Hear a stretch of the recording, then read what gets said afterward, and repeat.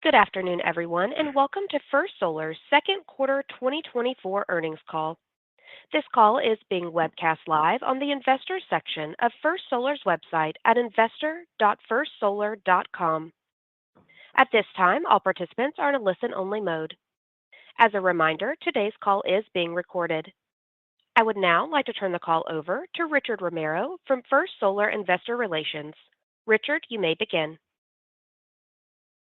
Good afternoon, and thank you for joining us. Today, the company issued a press release announcing its second quarter 2024 financial results. A copy of the press release and associated presentation are available on First Solar's website at investor.firstsolar.com. With me today are Mark Widmar, Chief Executive Officer, and Alex Bradley, Chief Financial Officer. Mark will provide business, strategy, technology, and policy updates. Alex will discuss our bookings, pipeline, quarterly financial results, and provide updated guidance. Following their remarks, we will open the call to questions. Please note this call will include forward-looking statements that involve risks and uncertainties that could cause actual results to differ materially from management's current expectations. We encourage you to review the safe harbor statements contained in today's press release and presentation for a more complete description. It is now my pleasure to introduce Mark Widmar, Chief Executive Officer. Good afternoon, and thank you for joining us today. Reflecting on the first half of 2024, we are pleased with our ongoing efforts to strengthen the fundamentals of our business.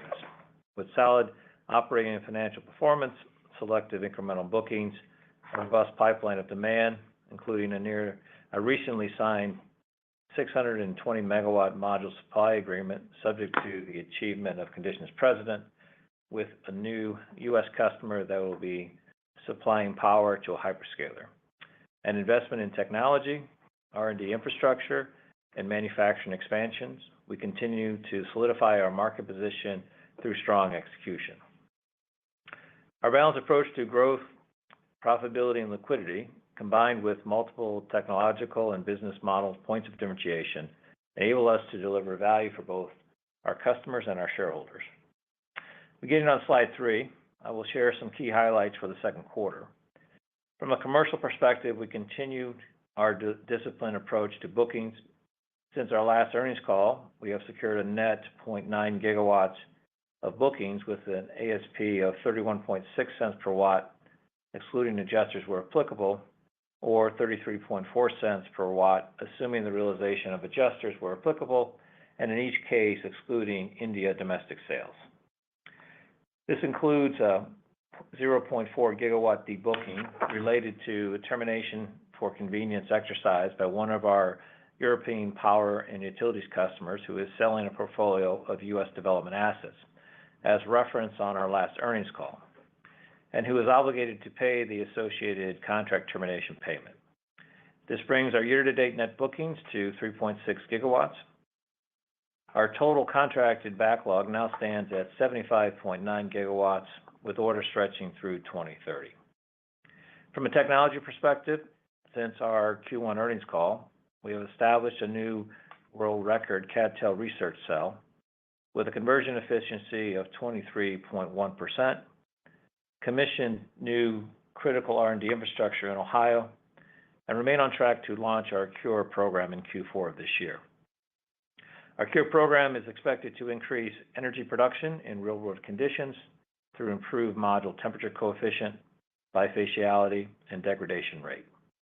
Additionally, we have announced the ownership of certain issued and pending patents related to the manufacturing of TOPCon crystalline silicon solar cells. And while Alex will provide a comprehensive overview of our second quarter 2024 results, I would like to highlight our ability to deliver financially with second quarter earnings per diluted share of $3.25 and a quarter-end net cash balance of $1.2 billion. Despite this strong execution and our success delivering on the manufacturing technology, customer, and financial commitments, we must acknowledge that our industry faces varying degrees of increasing external uncertainties, particularly related to policy, supply conditions, and evaluations of strategic direction and capital allocation by certain large multinational companies. These will be discussed later during the call. Turning to slide 4, our growth plans remain on track. The expansion of our Ohio manufacturing footprint has been completed, and commercial shipments began, as scheduled at the end of the second quarter. The completion of this phase expands our manufacturing capacity in the state by almost 1 gigawatt to nearly 7 gigawatts. In Alabama, we expect to complete the installation of tools, complete plant certification, and commence production this quarter, with the first commercial shipments from the plant expected in Q4 of 2024. We are pleased with the speed at which we were able to construct, equip, and commission the 2.4 million square foot facility, achieving this in approximately 24 months from the investment decision. Our new Louisiana facility is also on track, with the start of commercial operations expected in the second half of 2025. Furthermore, we commissioned the Jim Nolan Center for Solar Innovation earlier this month. This new Research and Development Innovation Center in Ohio is the largest facility of its kind in the Western Hemisphere. The 1.3 million square foot facility includes a high-tech pilot manufacturing line, which we expect will allow us to produce full-size prototypes of thin film and tandem PV modules in a manufacturing sandbox, freeing up our commercial production lines. In addition, we are on track to commission our new perovskite development line at our Ohio campus in the second half of 2024. Combined, these new facilities represent an investment of nearly $500 million in American R&D infrastructure. We believe that thin film research is critical for commercializing multi-junction tandem devices, which are anticipated to be the next disruptive innovation in the solar industry. While the U.S. leads the world in thin film PV under First Solar stewardship, China is racing to close the innovation gap, and we expect that our strategic investment in R&D infrastructure will help us maintain our nation's strategic advantage in thin film technology and position the next generation of disruptive, transformative solar technologies to be American-made. Turning to slide 5, we continue to progress our technology roadmap, and during the quarter established a new world record CdTe research cell conversion efficiency of 23.1%. This achievement, certified by the United States Department of Energy's National Renewable Energy Laboratory, was accomplished at our California Technology Center. We remain on track to launch CuRe at our lead line in Ohio in Q4 of this year, and following the pull-in of CapEx discussed at our previous earnings call, intend to accelerate replication across the fleet beginning in late 2025 with our Vietnam and third Ohio facility. Additionally, we announced the ownership of issued and pending patents related to the manufacturing of TOPCon crystalline silicon photovoltaic solar cells earlier this month, which we continue to leverage as we pursue multiple pathways towards our goal of developing the next transformative, disruptive tandem solar technology. This portfolio, which includes issued patents across various jurisdictions, including the U.S., and pending patents in the EU and Japan, has validity extending to 2030. We are mindful that there have recently been a number of TOPCon patent ownerships announcements and several litigation claims related to particular aspects of TOPCon cell production. Based on thorough and ongoing analysis, including the engagement of third-party legal and technology experts, we firmly believe in the value and strength of our patents and are investigating several leading crystalline silicon solar manufacturers for potential infringement. If infringement is discovered, we intend to challenge the ability to manufacture, assemble, and sell infringing TOPCon technologies by pursuing enforcement, licensing, and other measures to safeguard our rights. And I'll turn the call over to Alex to discuss our bookings, pipeline, and financials. Thanks, Mark. Reading on slide 6, as of December 31st, 2023, a contracted backlog totaled 78.3 gigawatts with an aggregate value of $23.3 billion. Through June 30, 2024, we contracted 2.7 gigawatts of incremental volume, reduced our bookings by 0.4 gigawatts due to the aforementioned contract termination by a European customer, and recognized 6.1 gigawatts of volume sold. This brings our total backlog to 74.6 gigawatts at quarter end, with an aggregate value of $22.3 billion, implying an ASP of approximately 29.9 cents per watt, excluding adjusters where applicable. Since the end of the second quarter, we've entered into an additional 1.3 gigawatts of contracts, resulting in a total backlog of 75.9 gigawatts. A substantial portion of our backlog includes opportunities to increase the base ASP through the application of adjusters if we realize achievements within our current technology roadmap as of the expected timing for delivery of the product. At the end of the second quarter, we had approximately 38.4 gigawatts of contracted volume with these adjusters, which, if fully realized, could result in additional revenue of up to approximately $0.7 billion, or approximately 2 cents per watt, the majority of which would be recognized between 2025 and 2028. This increase in adjusters relative to the prior quarter is a function of the opportunity discussed on our prior earnings call to accelerate the expected replication of CuRe across the fleet. This amount does not include potential adjustments, which are generally applicable to the total contracted backlog, both the ultimate module bin delivered to the customer, which may adjust the ASP under the sales contract upwards or downwards, and for increases in sales rate or applicable aluminum or steel commodity price changes. As reflected on slide 7, our total pipeline of potential bookings remains strong, with bookings opportunities totaling 80.6 gigawatts, an increase of approximately 7.8 gigawatts since the previous quarter. Our mid to late stage bookings opportunities decreased by approximately 0.8 gigawatts to 28.6 gigawatts, now includes 24.6 gigawatts in North America and 3.7 gigawatts in India. Within our mid to late stage pipeline are 4.1 gigawatts of opportunities that are contracted subject to conditions precedent, including 1.2 gigawatts in India, and in the US, a 620 megawatt module supply agreement with a new customer that will be supplying power to our hyperscaler, which Mark noted earlier. As a reminder, signed contracts in India will not be recognized as bookings until we've received full security against the offtake. Note that we anticipate reducing our opportunities that are contracted subject to conditions precedent for India by 0.4 gigawatts as a result of an expected termination of a defaulted module supply agreement with an Indian affiliate of a European oil major who is in the process of selling this business.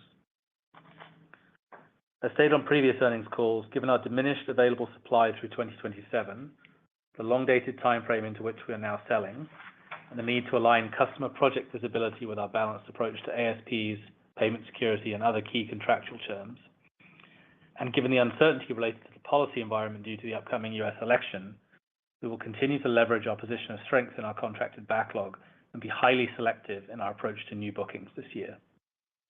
We intend to continue forward contracting with customers who prioritize long-term relationships and appropriately value our points of differentiation. Slide 8, I'll cover our financial results for the second quarter.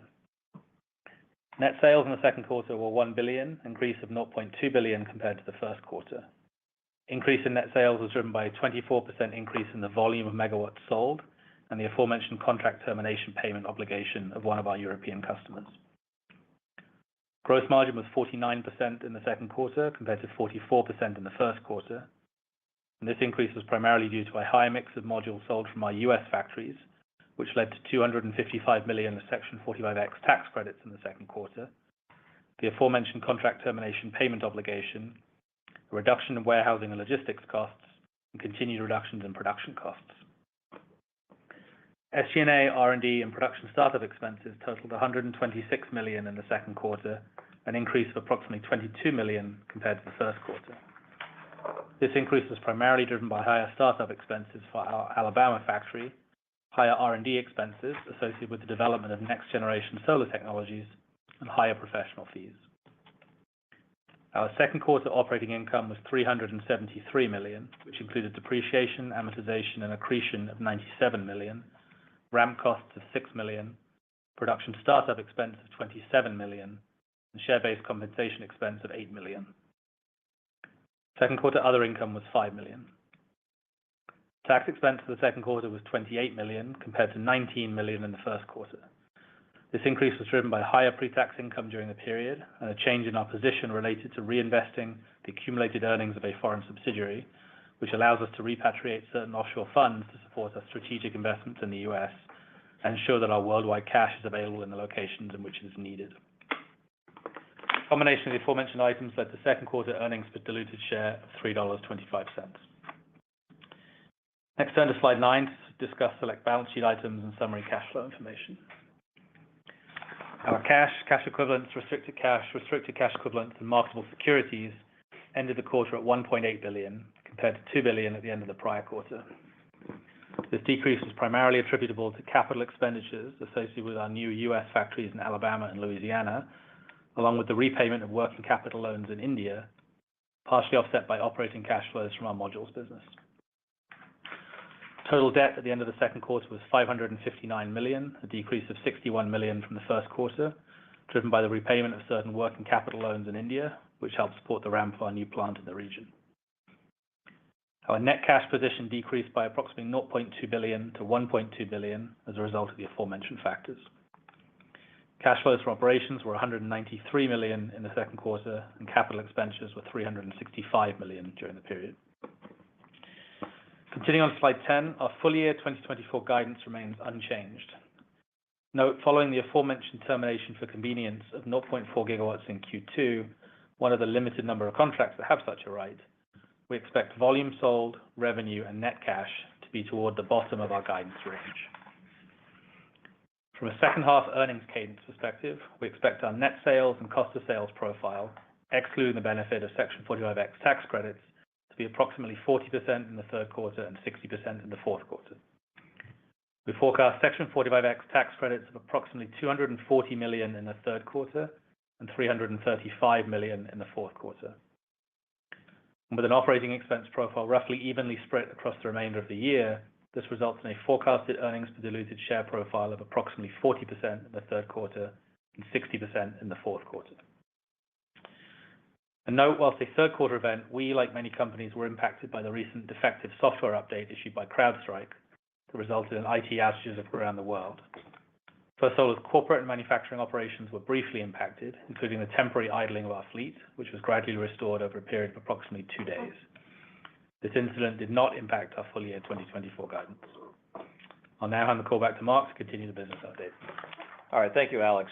As reflected by remarks at the beginning of the call, we are pleased with our financial and operational execution for the second quarter. We have continued to deliver on our commitments and have largely advanced our planned initiatives throughout the year thus far, such as progressing our U.S. manufacturing capacity expansion on schedule, commissioning our research and development infrastructure build-out on plan, and maintaining a disciplined approach to new bookings opportunities. That said, we're also mindful of several externalities which may impact the industry as a whole, including First Solar. Among the externalities we are most frequently encountering are the uncertainties related to politics and policies, irrational global supply conditions, and the evaluation of strategic directions and capital allocation by certain large multinational companies. Firstly, with the November election fast approaching, the solar industry is again facing an uncertain policy environment. The impact of this uncertainty became more apparent as the second quarter progressed. We have observed increasing constraints on access to capital, both for early-stage solar technology companies seeking to finance the next stage of their growth, as well as for the established companies looking to build domestic manufacturing capacity as financing parties wait to make investment decisions until they have a clearer view of the policy picture. This uncertainty has also impacted developers evaluating risk and returns within project pro formas, and which comes at a time when, as mentioned earlier, some oil and gas and power and utility developers are contemplating the pivot from renewables to prioritizing fossil projects. The potential for Republican control of the presidency and both houses of Congress has given rise to concern over the prospect of a legislative reconciliation process or use of the Congressional Review Act adversely impacting the Inflation Reduction Act legislation or its related regulations. A change in the executive administration alone, regardless of the results of the Senate and the House elections, has raised similar concerns of the potential use of executive orders to block or delay implementation of IRA-related guidance and the administration of both published and unfinalized regulations. While we cannot predict the outcome of the November election or what a Republican sweep would mean for renewable energy industry and trade policies, We can help inform policymakers across the political spectrum of the significant economic and strategic benefits of promoting and securing a robust domestic solar energy manufacturing base, and how policies such as 45X of the IRA significantly contribute to the economic life of our nation's communities, particularly those located in traditionally red states. According to an economic analysis commissioned by First Solar and conducted by the University of Louisiana at Lafayette, our investments are already delivering tangible value by creating jobs and raising wages for American workers. Our existing facilities, combined with our expansions in Ohio and new facilities in Alabama and Louisiana, are expected to see us support over 30,000 direct, indirect, and induced American jobs by 2026 and $2.8 billion annually in labor income. Our growth trajectory and longstanding commitment to investing in local supply chains is estimated to support 7.3 jobs nationally for every First Solar job created, and is expected to add over $10 billion annually to the country's economic output by 2026. We are demonstrating that investing in American solar manufacturing, innovation, and supply chains delivers enduring job creation and economic value, solidifying solar's manufacturers' role in America's all-of-the-above approach to energy security. We believe our model of high-value domestic manufacturing is the towering example of what the art of the possible is when the nation follows through on bipartisan goals of countering China's ambition to dominate critical supply chains. Our manufacturing and domestic sourcing is also an example of capturing and retaining maximum value in the U.S., leveraging it to spur cycles of innovation to advance American technological leadership and attract and retain an enduring workforce. It is, however, a relatively unique example, and while intended to enable the growth of domestic renewable manufacture and value chains, we believe Section 45X of the Inflation Reduction Act of 2022 can and must be strengthened by establishing guardrails and prevent companies controlled by, owned, or subject to the jurisdiction of adversarial governments such as China from receiving U.S. taxpayer dollars. We believe that any legislation that establishes these guardrails will help reinforce the IRA's intent of encouraging true value in job creation and retention across the solar value chain, a message we believe resonates with policymakers across the political spectrum. Despite the political uncertainties ahead, a look back on the quarter reflects several positive developments in the trade environment. Over the past quarter, we have seen the United States government continue to address systemic overcapacity in China by leveraging the tools in the trade policy toolbox. Recently, the Biden-Harris administration acted to close a loophole in trade law by removing the Section 201 bifacial module exemption, which the Trump administration had also attempted to remove, and announced plans to double the Section 301 tariffs on solar cells and modules imported from China, another trade measure initiated by the Trump administration. In addition, the 2-year anti-circumvention solar bridge moratorium expired in the second quarter, and the administration pledged to crack down on stockpiling through, quote, vigorous enforcement, announcing that importers which brought product in tariff-free during the moratorium would be required to certify as to module installation by the December 2024 deadline, with detailed information about the imported modules being deployed or pay the required tariff. In June, the U.S. International Trade Commission, by unanimous and notably bipartisan decision, issued a preliminary determination finding a reasonable indication of material injury caused by the dumping of solar cells and modules by Cambodia, Malaysia, Thailand, and Vietnam, material injury caused by subsidies by Malaysia, Thailand, and Vietnam, and a threat finding caused by subsidies in Cambodia. The unanimous bipartisan vote supports the petition of the American Alliance for Solar Manufacturing Trade Committee, which First Solar is a member, and underscores the harm caused by the unfair trade practices of China's solar companies and their affiliates in Southeast Asia. The Alliance is currently evaluating filing critical circumstances petitions in response to the surge of injurious solar imports from the subject countries in the wake of the Department of Commerce's initiation of the trade investigation. For example, recent data suggests import increases of more than 60% from Malaysia and Vietnam, and approximately 19% from Thailand. If such petitions are filed with the United States Department of Commerce, determines that critical circumstances exist, cash deposits requirements can be imposed retroactively on solar cells and panels entering the country up to 90 days prior to the dates of the Commerce's preliminary determinations.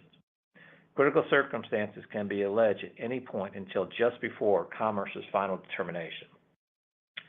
Based on the Republican campaign platform, which has expressly contemplated employing tariffs to increase trade imbalances, we believe it is reasonably foreseeable that the administration were to change could result in incremental tariffs on the Chinese crystalline silicon supply chain operating from the mainland and through its Southeast Asian and other satellite countries.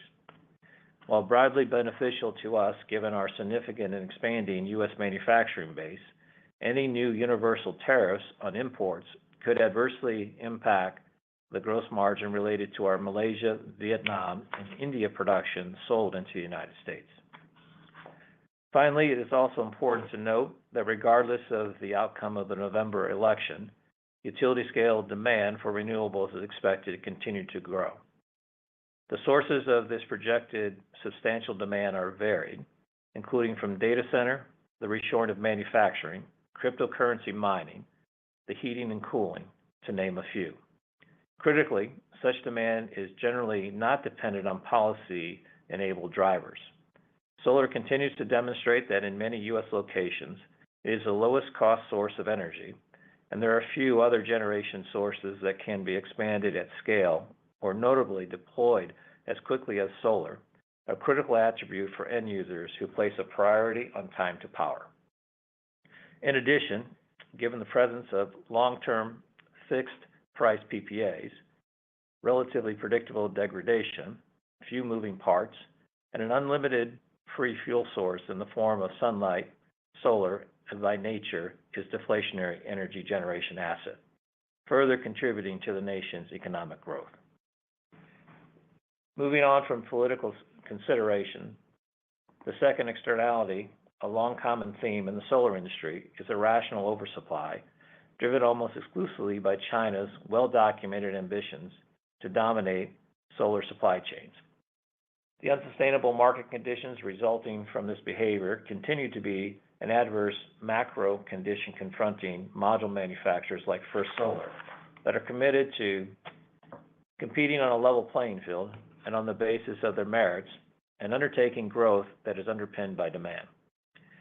These market-distorting practices have resulted in a 2024 year-end projected U.S. oversupply position of approximately 40 gigawatts. Oversupply conditions in the EU continued unabated as policymakers struggled to provide a coherent policy response to ensure sustainable manufacturing conditions in the European bloc. In India, a challenged ASP environment is a large consequence of Chinese cell dumping that has artificially lowered pricing and challenges the country's aspiration to end its reliance on an adversarial by developing a domestic manufacturing base that serves a domestic market.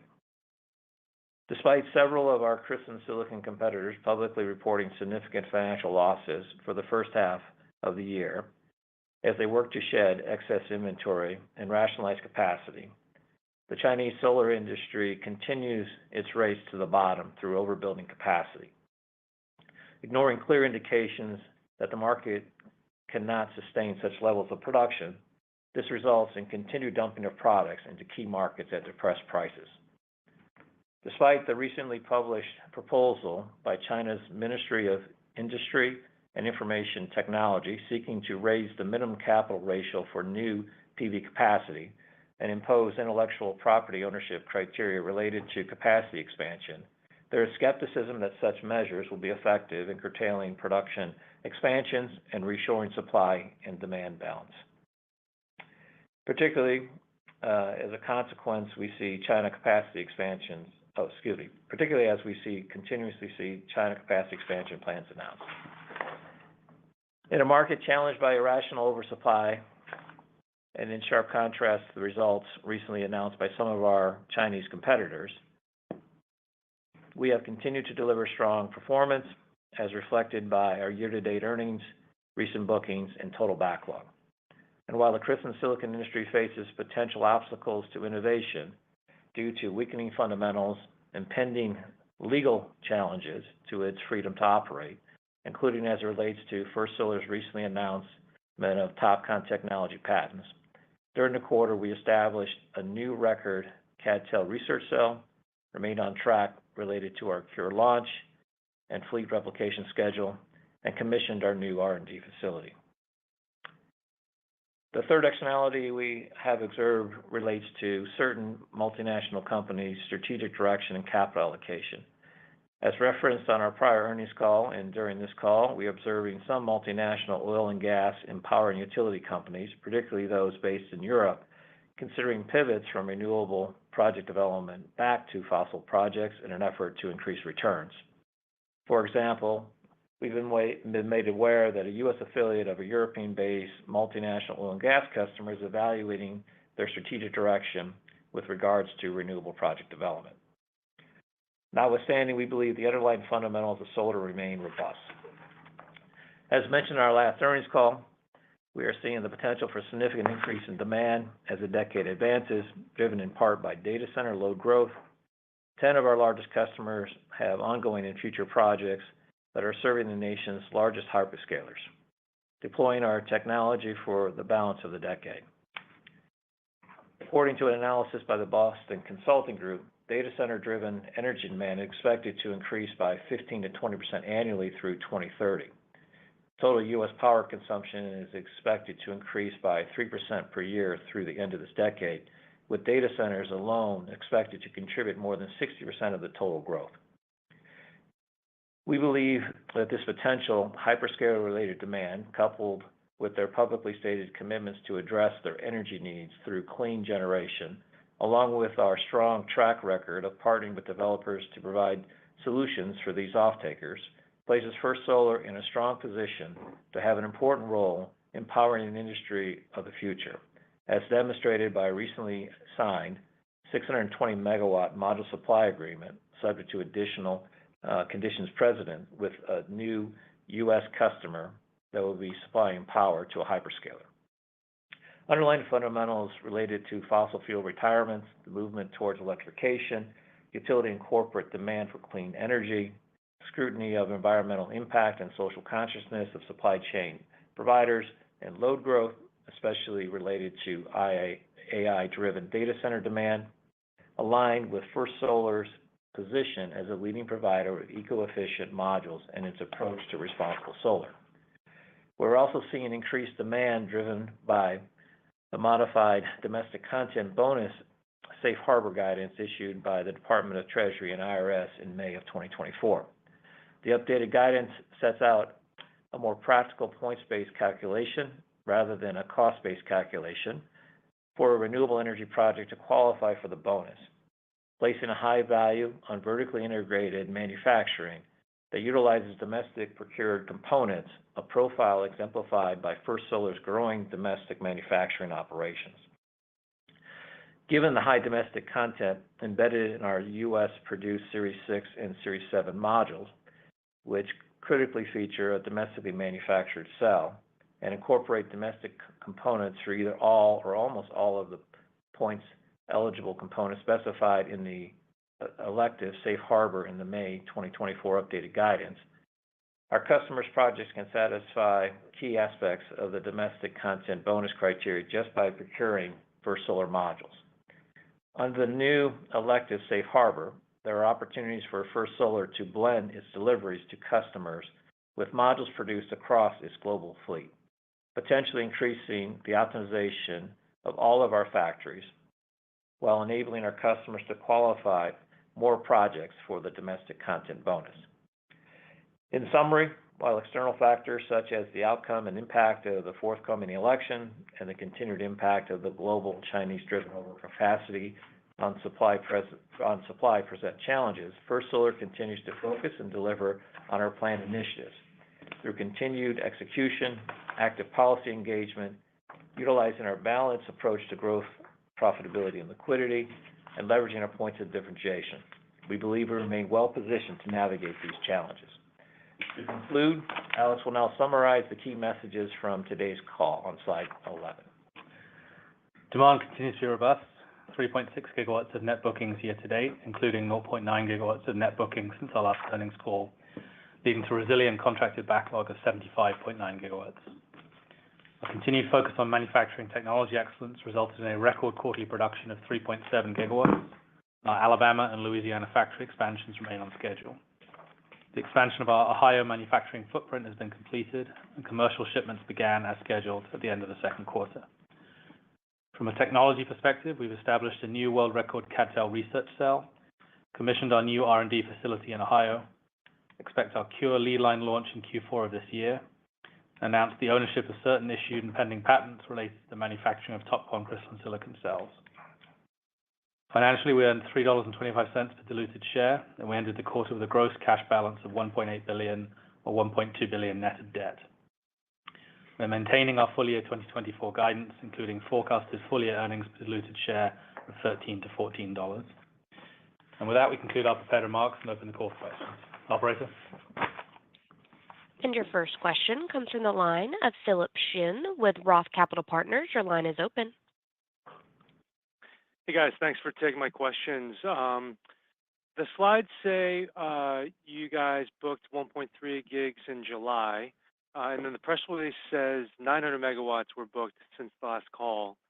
The 31.6 cents per watt disclosed was on the 900 megawatts, but that seemed to include the cancellation of the EU customer.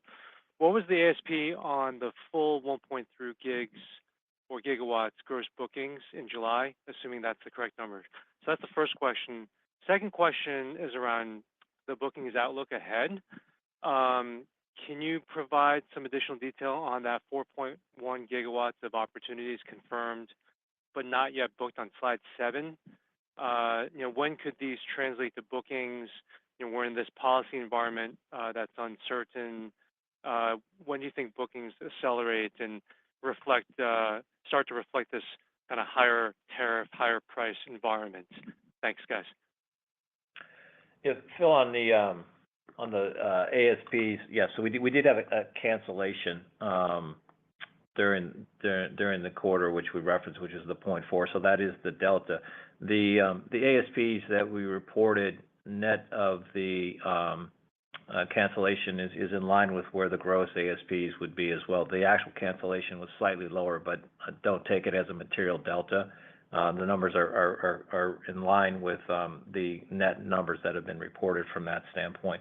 Bookings, from a standpoint of momentum, look, our strategy has been let's be patient and let's make sure the market has an opportunity to continue to digest all the information that's coming about, right?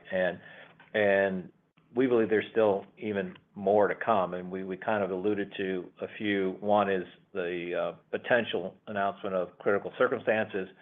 We think that there is a momentum potentially for addressing the foreign entity of concern and the potential use of taxpayer dollars to go to adversarial countries. We think there are other initiatives that could be focused on examining the India imports coming into the U.S. and the potential use of Chinese cells in the manufacture of those products and brought into the U.S. market.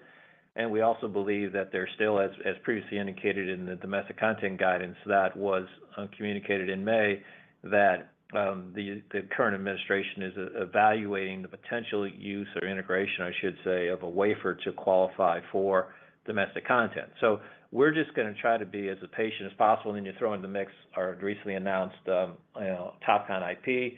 We're going to be patient as possible to let all that information to be digested with the market, to the extent we can see ASPs that are attracted to us and the windows that we're trying to book out into, and I still want to continue to remind people that these are windows that bookings are going out into 27 and 28.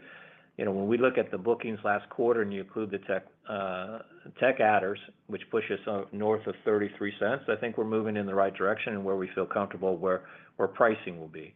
I think there's momentum there. I think I want the market still to digest all of the uncertainty. And once that gets better understood into the marketplace, I think you'll see more momentum in our bookings as we close out the year. Having said that, there's still an election in front of us that I still think a lot of people are going to be very, reluctant. Potentially is a good word to use for booking into 27 and 28 with less certainty on policy environment. So that momentum may impact us as well.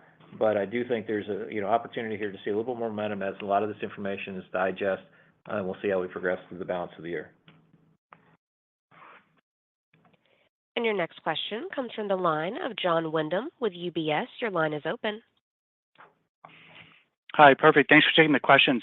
I guess as you've moved forward on Alabama, the focus will turn to Louisiana, and just, I guess, a couple of questions on the same topic. Any key milestones that you would point us to over the next 6 or 9 months to keep track of that project? And then at what point do you think we'll get a little bit more specific visibility on when that ramps beyond just saying the second half of 2025? Thanks again, a great result. Yeah, so look, I think, first milestone, which you expect to start seeing as we exit this year into next year, will just be the completion of the construction of the building. And you can see that a lot of the exterior construction for the building has been completed, but there's still quite a bit of work that needs to be done on the interior. And then it'll be tool move-in. So, our current plan will be Q1, beginning of Q2, will be the tool move-in for Louisiana for that factory. Then there's the energization process, and then what largely is going to line up to an integrated run, very similar to we just started our integrated run this year for Alabama. You roll the clock forward to July of next year. We should be looking towards an integrated run at that point in time. It'll be early Q3. So we're making real good progress. Happy with what we're seeing right now.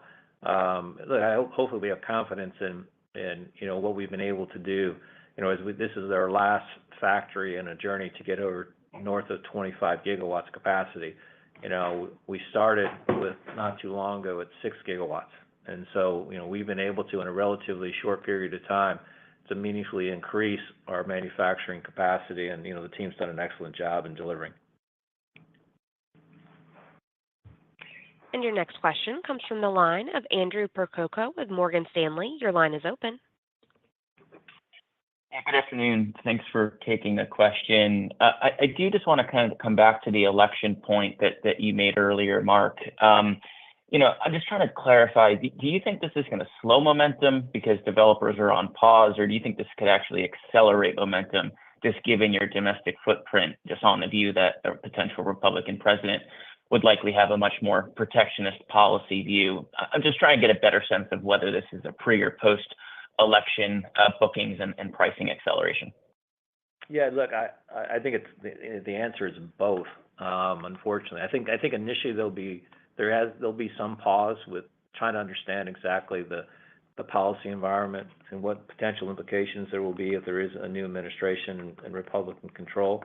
But I think as you see through that dust, it's going to be very clear that, in my discussions in D.C., clearly, geopolitical tensions with China aren't getting any easier when you go to the Republican side of the conversation. There are going to be tariffs that are going to be imposed, which are going to better advantage for solar in our domestic footprint for sure. And there's a real reluctancy of using U.S. taxpayer dollars to advantage Chinese-owned and controlled companies. So all that, I think, plays to our strength, but at the same time, I think everyone's going to want to understand kind of the environment. So there could be an initial pause. And then I think once that happens, you could see further acceleration. And in some cases, you may even see a pull forward of projects from 26 into 25 if there's a view that, that there's a legislative process potentially that could change certain provisions within the IRA, there may be an acceleration of everybody trying to monetize as much as they can in 25 before a budget reconciliation process could potentially impact the legislation, and call that maybe late Q3 of 25 kind of view of the world. So I think we're going to see a little bit of both, maybe some pause just to assess, but then I think what likely plays out with a Republican-controlled DC would be a very favorable outcome for First Solar's domestic manufacturing. Andrew, Mark's talking about it from a customer perspective. The same is also true from ours. So we talked before about how there's potentially some customer timing question around when they would want to make bookings. The same is true for us as to when we want to take a booking. And you see that in the very judicious approach we've been taking, and what looks historically like relatively low bookings in this quarter, that's a deliberate outcome for us. And so as we think through the risk profile of taking a booking today, the risk profile around the election, most scenarios would tell us that it makes sense for us to wait, especially given that one of the things that First Solar prides itself on is we honor our contracts. And so if we set a price today and things change around the election that could otherwise lead to different outcome, we will honor the contract that we sign in the same way we expect our customers to honor the contracts they've signed. So there's a lot of things here that lead us to wait as well as a customer. And your next question comes from the line of Mark Strauss with JP Morgan. Your line is open. Yes, good afternoon. Thank you very much for taking our question. Wanted to follow up on Phil's question earlier. Just comparing and contrasting the ASPs of the bookings in July versus what you put up on the last earnings call, up a bit, kind of despite all of the news that's come out intra-quarter. You mentioned kind of customers are kind of digesting all of the news flow. Is there any other color, though, that you would call out as far as timing of those deliveries, 2027 versus 2030, that also might be a factor in that? And then just a quick follow-up, do you have a customer in mind to backfill for the 400 megawatt cancellation? Should we just simply add that to our 2025 numbers? Is there any chance that could potentially come back into 2024? Thank you. Yeah. Look, on the last question, I guess first I'll hit on that is, look, there is a chance. We're actively engaged right now with negotiations on a portion of that volume. But at the same time, we're just trying to be balanced in our views. We only have 5 months left in the year. The timing of the requirement for those models and what project, it has to be something that is not too far along in the design phase, because if it's already been designed to a different product and then to switch the engineering drawings and everything else, and potentially even the supply chain balance of system that they're currently procuring could have to be modified as well. So I think it's best just to assume that it does not happen this year. But clearly we're going to want to sell through that volume as quickly as we can. As it relates to the bookings, yeah, there is. To me, there's really 4 large bookings. There was in the current quarter. Forget about the debooking. In the current quarter, there was 4 large ones, and I'm also including the one booking that subject to CP, contract subject to CP, right, which is 600 megawatt project. So you include that in there. That deal is completely it's finalized. All terms and conditions and ASPs and all that stuff is finalized. And it's subject to a developer getting actual finalizing control of a site on their end. And we hopefully will see that close out this upcoming quarter. So I look at it, there's 4 large bookings for the quarter, or 3 bookings plus a contract, which aggregates up to about 1.8 gigawatts when you look at it from that perspective. And most of that volume is kind of 26, 27, and 28. So it is out into a longer dated window, and it's still maintaining good ASPs. And why we always want to make sure that we're highlighting the impact of those adders. As we indicated, we're starting our Carroll lead line this quarter, and we'll be replicating across the fleet. So by the time we actually deliver against those for those projects, we'll be able to monetize the full value of those adders. So I look at the kind of the ASP numbers that we should be most reflective upon is the ASP with the adder. And so good projects, a good window of which window to book with, good counterparties. Happy to continue to see more and more First Solar modules being associated with data center and expansion of data centers. So overall, pretty pleased with that. And we'll continue to see customers and willingness to move forward and engage. I do think, given the windows that we're booking out into, there will be some that are going to continue to sort of maybe evaluate and assess until there's better clarity exactly with where the policy environment will land in DC, and no different than what we want to do the same thing as Alex indicated. And your next question comes from the line of Brian Lee with Goldman Sachs. Your line is open. Hey guys, good afternoon. Thanks for taking the questions. Sorry to beat a dead horse, but on the bookings front, just had a pricing question. Were all the bookings from U.S. fabs in the quarter, or was there some from Asia in there as well? I'm just trying to, get a sense of like-for-like pricing, given your comments from the last call that U.S. pricing had moved maybe, 3 to 4 cents per watt higher in recent times owing to tariff uncertainty. Is that kind of still what you're seeing, mid-30s level in the U.S. specifically? And then, second question I had was just, big picture thoughts on new CapEx and timing of any kind of next manufacturing capacity expansion, whether new technology, tandem or Series 7. What are kind of major bottlenecks, decision criteria you're thinking about, to potentially move forward on a decision there? Thanks, guys. Yeah. So we, the bookings, there was some India domestic volume that was booked within the quarter, and we highlighted that and called that out of the average ASP. It wasn't a significant portion of the total volume, but it was a piece of it. But there are shipments from India in particular that are being sold into the U.S. market that are included in that average ASP. I wouldn't say all that dissimilar from our normal mix of domestic versus international, but there is some in India volume that would be sold into the U.S. market that's captured in the bookings for the quarter. One thing I want to make sure is that when we go back and talk about pricing environment, what I would say is, what we saw going into the last earnings call, we had an earnings call in Feb. Pricing got really soft in the month of March. Then we rolled through beginning of April, and there was at that time it was an indication of the AD and CVD action against Southeast Asia, the new trade initiative that happened in early April, and then we started to see prices firm up, and then we ended up, closing out on reasonable amount of volume in that earnings call that we announced in May. But my comment that I even said last time was that some of that, my point of the 3 to 4 cents, was from also the weakness that we saw initially within the quarter that then firmed up.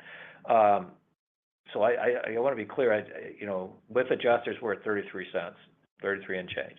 I don't think we should be, looking at, that number is going to go up into above the mid-30s kind of range, right? So even to me, it's mid-30 as a cap and south of mid-30 and kind of where we ended up at 33.6.